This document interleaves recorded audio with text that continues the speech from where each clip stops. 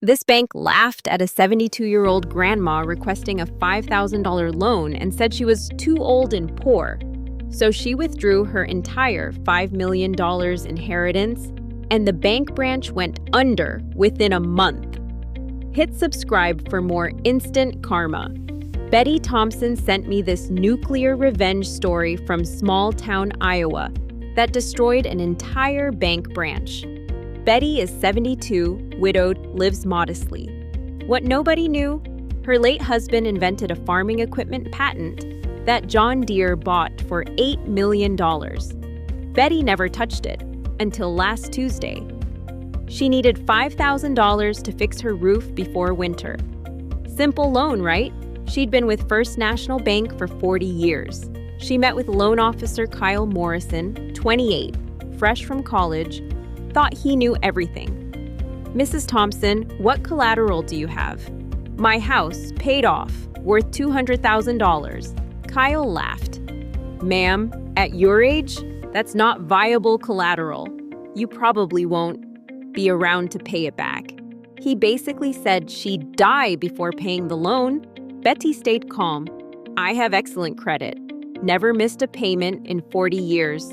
Kyle typed slowly, mockingly. "Let's check your income. Social Security, $1,400 a month." He snorted. "That barely covers living expenses. Any other assets?" "I have savings." "How much? Few thousand?" Betty didn't answer directly. "Enough for the loan." Kyle rolled his eyes. "Look, Mrs. Thompson, maybe your family can help? Or try a payday lender? We're a serious bank." The bank president, Richard Hayes, walked by.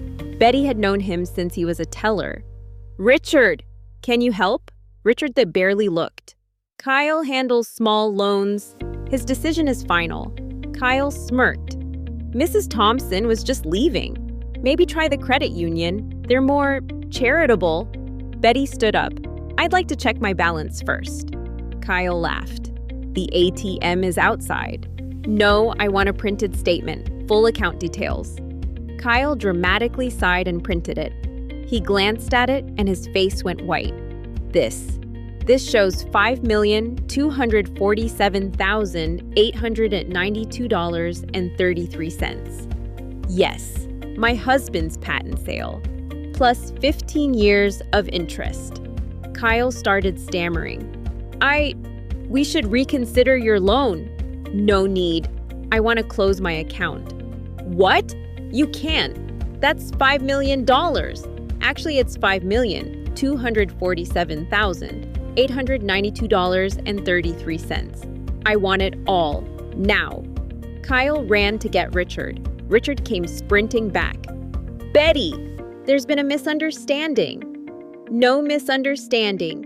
Kyle said I'm too old and poor, so I'll take my old poor money elsewhere." Kyle was mistaken. "You're approved for the loan." "At what interest rate?" "Prime rate." "No, below prime." Betty smiled. "The credit union offered me prime -2, and they didn't call me old." Richard was sweating. "Betty, you've been with us 40 years. And in 40 years, you never once offered me respect when you thought I was poor." Richard got desperate. "We can't process that withdrawal immediately. It'll take weeks." Betty pulled out her phone. "Should I call the FDIC about a bank refusing to return customer funds?"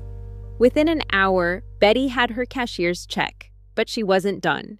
Standing in the lobby, she announced loudly, "First National just tried to deny me a loan for being old, then tried to keep me from withdrawing my money. I'm moving to Community Credit Union. They treat seniors with respect." 5 other elderly customers immediately asked to close their accounts. The domino effect was instant. 87-year-old Frank Miller withdrew $800,000. 76-year-old Dorothy Chen withdrew $1.2 million. 69-year-old Hispanic couple withdrew $600,000. Turns out, elderly customers held 40% of the branch's deposits. Within a week, $15 million was withdrawn. Kyle was fired immediately. Richard called Betty, begging, "Please come back. The branch will close. Maybe try a payday lender or be more charitable." Within a month, First National's branch closed. 15 employees laid off. Richard demoted to regional office. Kyle blacklisted from banking. Betty used her $5,000 to fix her roof. With the remaining $5,242,892, she funded a senior center, started a microloan program for elderly, bought the closed bank building, turned it into Thompson Senior Financial Center. Kyle applied for a job there. Betty interviewed him personally. "What collateral do you have?" "My degree." "At your age, that's not viable. You probably won't stick around long enough." She rejected him. Betty writes, "The credit union treats me like a queen. They know what First National learned too late. Never judge wealth by age or appearance." Kyle works at a cell phone store now.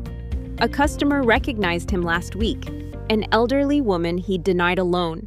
She went to another store. "Richard sends me LinkedIn messages apologizing. I never respond. The best part? My senior center has helped 200 elderly people get fair loans. We've had 0 defaults. Turns out old people pay their debts. Oh, and that $5,000 loan I needed? The credit union gave me their premium rewards card instead. I paid for the roof and earned 2% cash back. They called Grandma too old and poor. She was worth $5 million. Never judged by age. Ever been discriminated against for age? Share your story. Comment Grandma's revenge if justice was served.